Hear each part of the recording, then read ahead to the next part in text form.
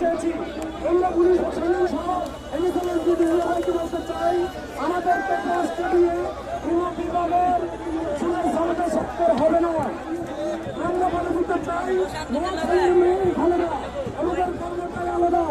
আমাদের একাত্তর মৃত্যু সংগ্রামে বীর শ্রেষ্ঠ আমাদের এই নোয়াখালীকে বিরাট দিতে হবে। আপনারা জানেন, আমরা এখন আমাদের কর্মসূচি ঘোষণা করবো। আমাদের প্রিয় ভাই, আমাদের এই আমাদের নোয়াখালী রাজপথের সে আমাদের আরেকটি ভাই সাংবাদিক সাইফুর রহমান রাসেল ভাই আমাদেরকে শান্তিমিত ভাবে ভিত্তিক ঘোষণার মাধ্যমে আমাদের আজকে বিশেষ করে